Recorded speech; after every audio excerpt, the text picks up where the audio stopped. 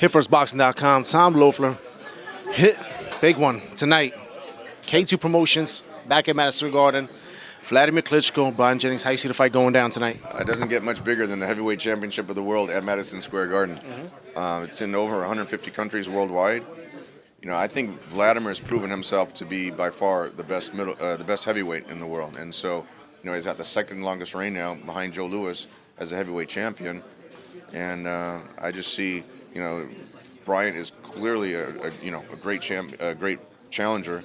He's undefeated. Yep. But I just think Vladimir is a step above everyone else, in the heavyweight division. Prediction? I think Vladimir's going to, retain his titles. He's bringing 4 titles in the ring with him, and I think he's going to bring all 4 titles back with him outside the ring. You don't see a knockout somewhere around, nothing like that? It's hard to predict, knockouts, things like that. I know Vladimir's going to be aggressive with Jennings. He wants to put on a good performance here, back in the United States, back in Madison Square Garden.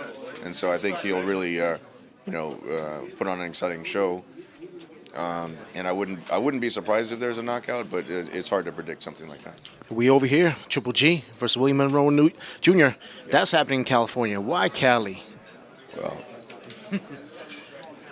he sold out the last arena in California at the StubHub Center, which is, known for great fights over there. And now he's coming to the Forum, big arena where the Lakers used to play. Yes, in Inglewood, California. And so that's another challenge for him, not only in the ring, but outside the ring as far as his marketability. And every time we put him in another challenge, he always comes through with flying colors. And so he's got 19 knockouts in a row right now. With Gennady, it's a little bit easier to predict a knockout. But, Willie Monroe is got such a tricky style. He's a fast guy, very good movement in the ring. Southpaw. He doesn't run, but he's got good movement, and he's a southpaw. And Gennady actually chose that style. And, he's rated number 2 in the world, and so it'll be an entertaining fight. I remember the first HBO fight was against Proxa, another southpaw. Absolutely, your countryman. Yes. Yeah, that was a big fight right there for Proxa. People underestimate Proxa.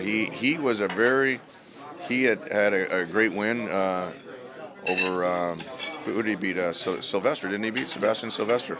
And Max Kellerman couldn't believe it how Gennady just kind of dissected his style, but he had a very difficult style. He had the southpaw style, very good mover in the ring, and a good puncher also. And the way Gennady kind of broke him down was very impressive. I know I don't like to move forward. You don't like moving forward, but I know Cotto is on his radar. Sure. You've been saying it for a long time. Will that fight ever happen? It's not only on his radar. Gennady is the mandatory challenger for Cotto. So, Cotto's going to fight in June. And after that, the WBC's mandated that he's got to fight Gennady. So, we've been in contact with Rock Nation, and it's just a matter of, what the procedure is after that. But, the more Miguel can win at middleweight, the bigger, his name really can't get much bigger. He's, pretty much fought everyone, and Miguel's one of the true warriors of the sport. I mean, he's, been in some big wars and shown as much heart as he has in the ring.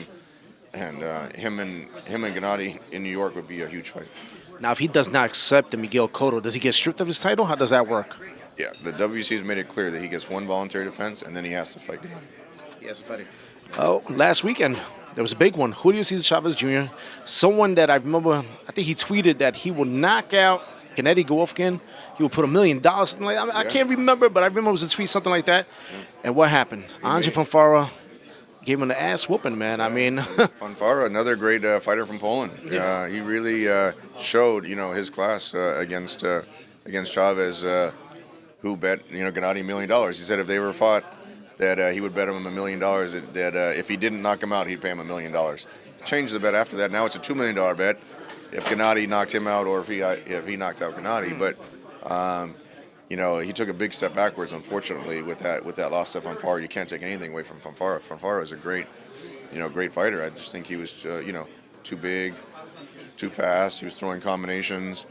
I mean, that's why the matchup between Chavez, the matchup between Chavez and Gennady was such interesting because Chavez was so much bigger.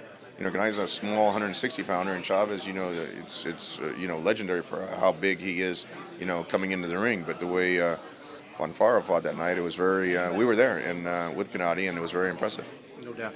Now, I mean, the Cotto fight is a big one, though, man. If that doesn't happen, I know we can't go against This is the big one right here, Willie Monroe Jr. Right. But I mean, who else is on the radar, man? Who else is out there? There's a lot of guys on the radar. 168 pounds, Carl Froch True. is a big name. The winner of Lemieux and Ndam is a big name. Andy Lee, just fought Quillen and, retained his title. And Andy actually agreed to fight Gennady last year. So there's no question between him and Adam. They're certainly not afraid to fight Gennady. And that would be a big unification fight. So there's a lot of big names out there.